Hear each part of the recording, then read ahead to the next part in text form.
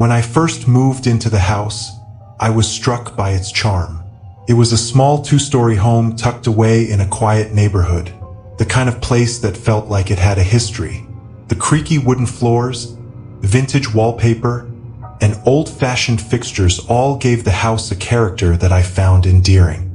But there was one thing about the house that didn't quite fit: the closed door at the end of the hallway on the second floor. From the moment I moved in, that door unsettled me. It wasn't anything obvious at first, just a vague feeling that something wasn't right. The door was plain, painted the same color as the rest of the hallway, but it was always closed.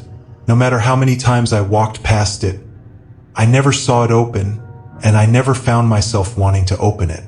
It was as if the door didn't belong, like it was an afterthought added to the house for reasons I couldn't understand. For the first few weeks, I ignored the door, telling myself it was just another part of the house that I hadn't explored yet. The rest of the house was more than enough to keep me busy, with boxes to unpack, furniture to arrange, and a new routine to settle into. But as time went on, the door began to occupy more and more of my thoughts. Every time I walked past it, I felt a strange pull, a growing curiosity mixed with a deep sense of unease. One night, I finally decided to open the door. I don't know what compelled me to do it, but I couldn't shake the feeling that I needed to know what was behind it. I told myself it was just a door like any other in the house, but as I reached for the doorknob, my hand trembled. I hesitated for a moment, then turned the knob and pushed the door open. The room beyond was small, barely more than a closet. It was empty save for a few dust-covered shelves and a single bare light bulb hanging from the ceiling. The air was musty, with a faint, unpleasant odor that I couldn't quite place. I felt a wave of disappointment wash over me. There was nothing special about the room, nothing to justify the strange feeling I had about it. I closed the door and tried to forget about it, but something about that small, empty space lingered in the back of my mind. Over the next few days, I noticed something strange. The door, which had always been closed, was now slightly ajar every time I walked past it. At first, I thought I must have left it open after my initial inspection, but no matter how many times I closed it, I would find it open again. It wasn't wide open, just a small crack, enough to see the darkness inside. I tried to ignore it, telling myself it was just the house settling, but the unease I felt grew stronger with each passing day. One night, I woke up with an overwhelming feeling of dread. The house was silent, but I could feel something was wrong. I got out of bed and walked to the hallway, my heart pounding in my chest. The door at the end of the hallway was wide open, the darkness inside the room seeming to spill out into the hallway. I felt a chill run down my spine, but I forced myself to walk towards the door, determined to close it once and for all. As I approached the door, I felt a cold draft coming from the room, even though there were no windows inside. The smell I had noticed earlier was stronger now, a rancid odor that made my stomach turn. I reached out to close the door, but as I did, I heard something, a faint rustling sound, like fabric being dragged across the floor. I froze, my hand inches from the doorknob. The rustling continued, soft but persistent, coming from deep within the room. I wanted to turn and run, but something kept me rooted to the spot. Slowly, I leaned forward, peering into the darkness of the room. At first, I saw nothing, just the vague shapes of the shelves and the bare light bulb. But then, in the farthest corner of the room, I saw it. A shadow, darker than the rest of the room, shifting slightly as if something was moving within it. My breath caught in my throat.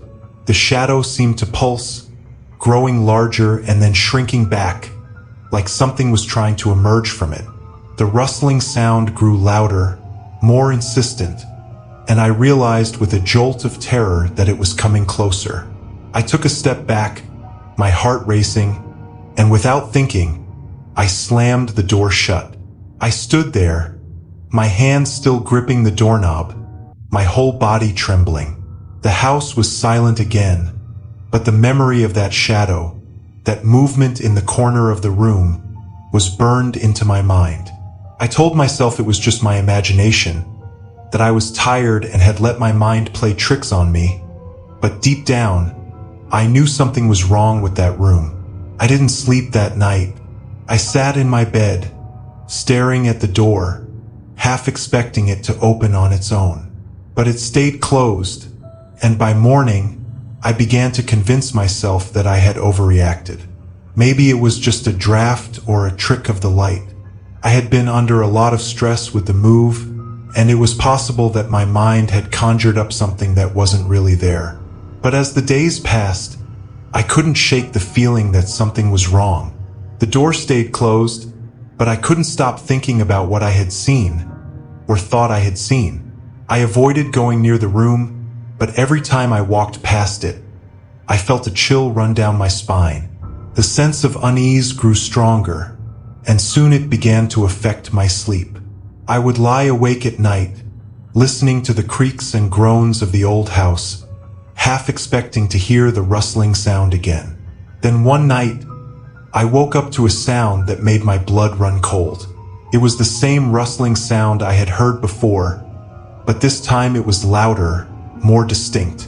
It was coming from the hallway, just outside my bedroom door. I sat up in bed, my heart pounding, and listened. The sound continued, soft but deliberate, like something was moving outside my room. I wanted to get up, to open the door and see what was making the noise, but fear kept me frozen in place. The rustling grew louder, closer, and I could hear the faint creak of the floorboards as something moved down the hallway. I held my breath, my eyes locked on the door, waiting for it to burst open. But instead, the sound moved past my room, heading towards the end of the hallway. I don't know what possessed me to do it, but I got out of bed and crept to the door. I opened it just a crack, peering out into the dark hallway. The sound was coming from the closed door at the end of the hall, the one that had haunted me since I moved in. I could see the door shaking slightly, as if something on the other side was trying to open it. I stood there, paralyzed with fear, as the rustling grew louder, more frantic. The door began to rattle, the doorknob twisting as if someone, or something, was desperately trying to get out. I wanted to run, to get out of the house and never come back, but I couldn't move. I was trapped in place, my eyes locked on that door as it shook and shuddered.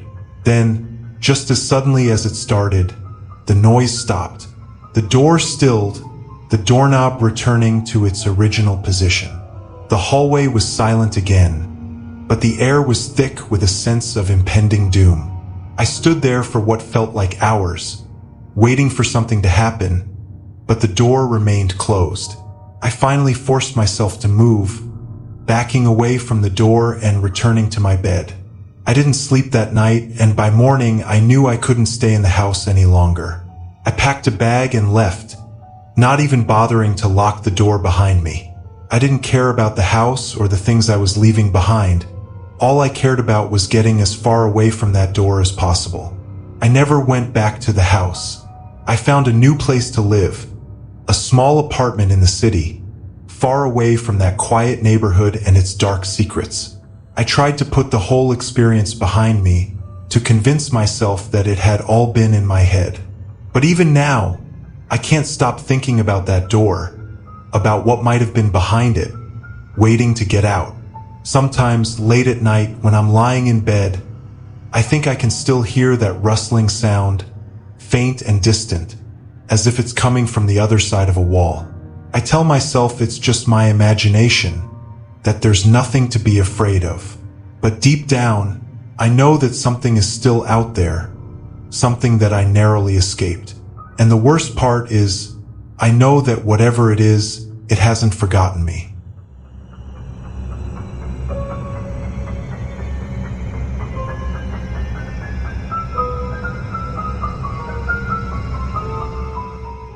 The office building where I worked was one of those towering glass and steel structures that seemed to touch the sky. I was a junior executive at a mid-sized firm, and I often worked late into the night, hoping to get ahead on projects and prove my worth. The building was typically deserted after hours, which suited me just fine. I preferred the quiet and the solitude, even if it meant navigating the empty floors and flickering lights of a ghostly workplace. One evening, as I was finishing up some last-minute reports, I realized I had lost track of time. My watch read 11:30 p.m., and I was one of the last people in the office. I packed up my things, eager to head home, but as I made my way to the elevator, a strange feeling washed over me. It was as if I was being watched, but when I looked around, I saw nothing out of place. I shook off the sensation, attributing it to exhaustion and stress. I pressed the button for the elevator, and after a few moments, the familiar ding signaled its arrival. The doors opened, and I stepped inside, alone. I pressed the button for the ground floor, the elevator jolting to life with a mechanical whir. The ride started smoothly, but a few floors down, the elevator came to an abrupt stop. The lights flickered for a moment, casting eerie shadows on the walls. The elevator jolted again, and I could feel a slight shift as if it were swaying. The usual hum of the machinery grew faint, replaced by an unsettling silence. I frowned and pressed the button for the ground floor again, but nothing happened. I tried the emergency button, but the display remained blank, unresponsive. A sense of unease began to settle over me, and I glanced at my watch, noting that time seemed to be moving strangely. It was as if time itself was slowing down. Suddenly, the elevator began to descend again, but the movement was erratic and jerky. I felt a cold shiver run down my spine and reached for my phone to call for help, but the signal was dead, and I couldn't get a connection. The elevator's small interior seemed to close in around me, the walls pressing in as the darkness deepened. The elevator stopped once more, and the lights flickered out completely, plunging me into darkness. I fumbled for the emergency flashlight in my bag, finally managing to turn it on. The weak beam of light revealed the elevator's small, confined space, but there was no sign of movement outside the doors. I tried to calm myself, telling myself it was just a temporary malfunction, but the growing feeling of dread was hard to ignore. A soft, almost imperceptible sound reached my ears: footsteps. They were faint but seemed to be coming from outside the elevator. I pressed my ear against the door, straining to hear. The footsteps were getting louder, more distinct, and I could hear what sounded like a low, murmuring voice. It was incomprehensible, but the tone was unsettling, almost menacing. The elevator jolted again, and the lights flickered back on. I looked around, my heart racing, but the interior was still empty. The footsteps and the murmuring had stopped. I hesitated before pressing the button to open the doors, afraid of what might be waiting for me outside. But the need to escape overrode my fear. I pressed the button, and the doors creaked open slowly. The corridor outside was dimly lit, and the usual sterile glow of the office lights seemed to have been replaced by an eerie, flickering illumination. The hallways were empty, their usual brightness replaced by a haunting twilight. I stepped out cautiously, the sound of my footsteps echoing in the silence. As I walked down the corridor toward the exit, I noticed something strange. The office layout seemed different, the hallways twisting and turning in ways I didn't remember. The walls were covered in peeling paint, and the carpet was worn and threadbare. It was as if the building had aged decades in the span of a few minutes. I tried to ignore the growing sense of panic and kept moving. I turned a corner and saw a figure at the end of the hallway. It was a person, but their features were obscured by the dim light. I called out, but the figure didn't move or respond. My heart pounded in my chest as I approached cautiously. As I got closer, the figure became clearer. It was a man dressed in what looked like an old-fashioned suit, but his face was a blur, as if it were covered in shadows. His presence was unnerving, and he just stood there, staring at me with empty eyes. I tried to speak to him, but my voice faltered. Suddenly, the figure turned and walked away, disappearing around a corner. I followed, hoping he could help me find my way out. But as I turned the corner, I was met with an even more disorienting sight. The hallway seemed to stretch endlessly in both directions, with no sign of the figure or the familiar office layout. Desperation set in. I retraced my steps, trying to find the elevator or any sign of the normal office, but the corridors seemed to change with every turn, the walls closing in as if the building itself was shifting around me.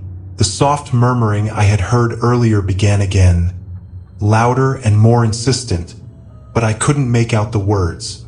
I stumbled through the maze of hallways, my flashlight flickering and casting strange shadows on the walls.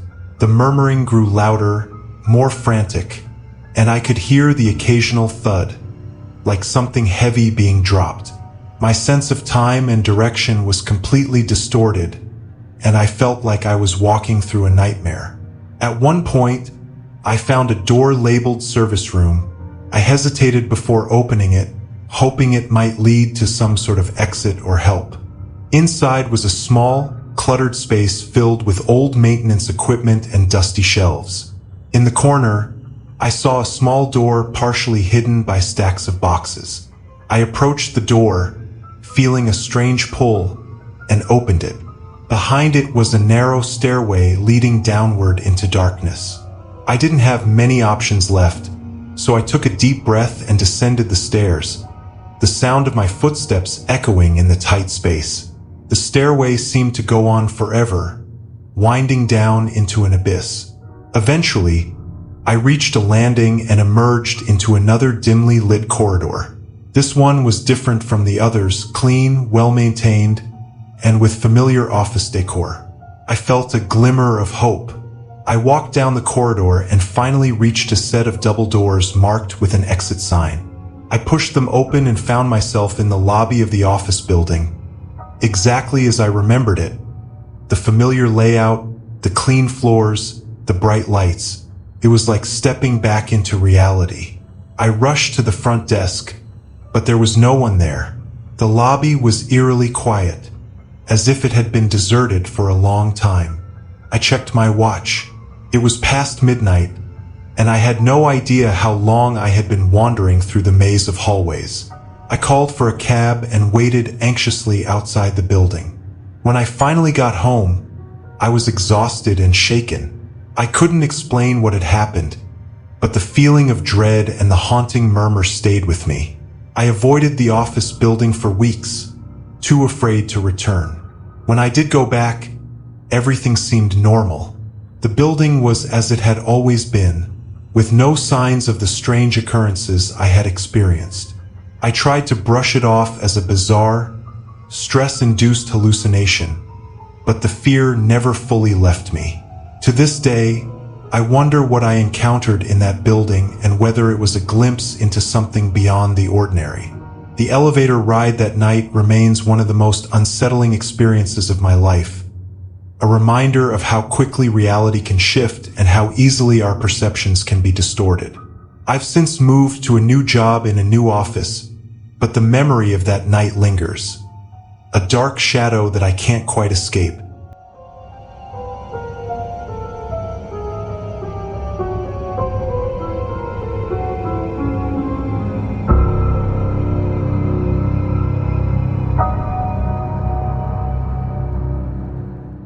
Working the late shift at the gas station had never been my ideal job, but it was one of the few options available in my small town. The pay was decent, and the hours, though long and lonely, allowed me to save up for the things I wanted. The station itself was old, one of those places that hadn't been updated since the 80s, with flickering fluorescent lights and a faint smell of stale cigarettes that never seemed to dissipate. Most nights were quiet. After midnight, the station would fall into an eerie silence, broken only by the occasional hum of the refrigerators or the distant rumble of a passing truck on the highway.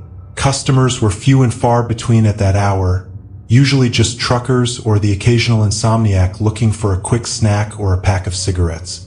I'd sit behind the counter, reading a book or scrolling through my phone, counting down the hours until I could go home. But there was something about that night, something that felt different from the start. I couldn't put my finger on it at first, just a vague sense of unease that settled over me as soon as I clocked in. The station felt colder than usual, the shadows longer and darker, as if the light from the flickering bulbs was struggling to reach the corners of the room. Even the old radio, which usually played soft rock or country hits from the local station, was filled with static, the music barely audible. I tried to shake off the feeling, telling myself it was just the late hour and the loneliness getting to me. I'd worked this shift enough times to know how the mind could play tricks on you when you were alone in a place like this. But the feeling of unease only grew stronger as the night went on. It was around 2:30 a.m. when the doorbell chimed, signaling the arrival of a customer. I looked up from my book, surprised. It had been hours since I'd last seen anyone, and I wasn't expecting any customers this late. The door creaked open, and a man stepped inside. There was something off about him from the start. He was tall and thin, almost gaunt, with dark hair that hung in greasy strands around his face. His clothes were dirty and worn, as if he'd been on the road for days. He moved with a kind of slow, deliberate grace that sent a shiver down my spine. His eyes, though, were what unsettled me the most. They were cold, almost dead, and when he looked at me, I felt a chill that went straight to my bones. "Good evening," I said, forcing a smile. "Can I help you with something?" The man didn't respond right away. He just stood there, staring at me with those cold, dead eyes. I tried to hide my discomfort, keeping my expression neutral, but my heart was pounding in my chest. Finally, after what felt like an eternity, he spoke. "I need gas," he said, his voice low and gravelly, like he hadn't spoken in days. "Sure thing," I replied, trying to sound casual. "Which pump are you at?" He pointed out the window to an old, beat-up sedan parked by one of the pumps. It was a model I didn't recognize, something from the 70s or 80s, with rusted fenders and a cracked windshield. The sight of it only added to the unease that had been building inside me. "How much do you want?" I asked, hoping to speed up the transaction. He didn't answer. Instead, he just stared at me for a moment longer before finally saying, "Fill it up." I nodded and rang up the transaction, my hands shaking slightly as I pressed the buttons on the register. I told him the total, and he handed me a crumpled bill, his fingers brushing against mine. His touch was ice cold, and I had to fight the urge to pull my hand away. As I made the change, he turned and walked back outside without another word. I watched him through the window as he started pumping gas, his movements slow and deliberate. There was something almost hypnotic about the way he moved, like he was in no hurry, like time didn't matter to him. The uneasy feeling in my stomach grew stronger. I couldn't shake the sense that something was very wrong, that this man wasn't just a regular customer. I tried to distract myself by checking the inventory, but my eyes kept drifting back to the window, watching him as he stood by his car, pumping gas in that unnervingly slow manner. Finally, after what felt like an eternity, he finished. He placed the nozzle back and stood by his car for a moment, just staring at the ground. I watched him, waiting for him to come back inside to collect his change, but he didn't move. He just stood there, as if lost in thought or maybe waiting for something. I was about to go outside and ask if he needed anything else when he suddenly looked up, his eyes locking onto mine through the glass. There was something in his gaze, something dark and malevolent that made my blood run cold. I froze, unable to look away, as he began to walk back toward the station. He moved with that same slow, deliberate grace, his eyes never leaving mine.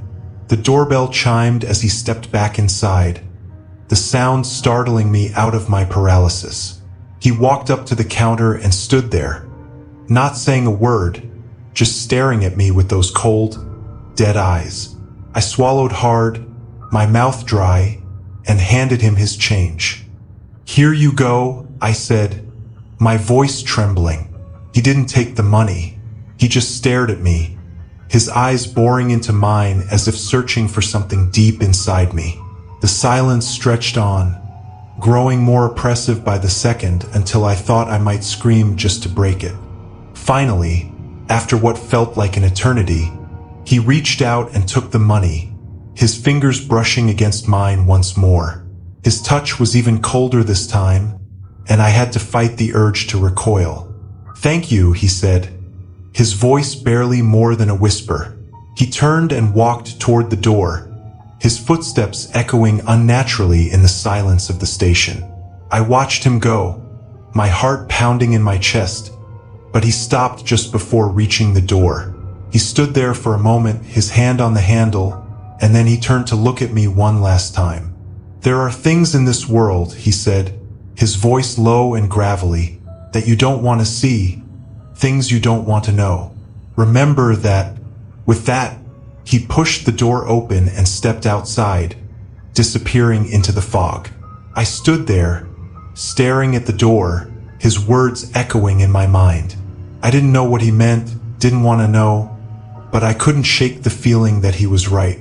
The rest of the night passed in a blur. I tried to go back to my book to distract myself, but I couldn't focus. Every noise, every creak of the building, every distant rumble of a car made me jump. I kept looking out the window, half expecting to see the man standing there, watching me from the darkness. When my shift finally ended, I practically ran to my car. The morning sun was just beginning to rise, the first light of dawn piercing through the fog. I felt a little better in the daylight, but the unease lingered like a dark cloud hanging over me. I drove home in a daze, replaying the events of the night in my mind. The man's cold, dead eyes, the strange way he moved, his cryptic words.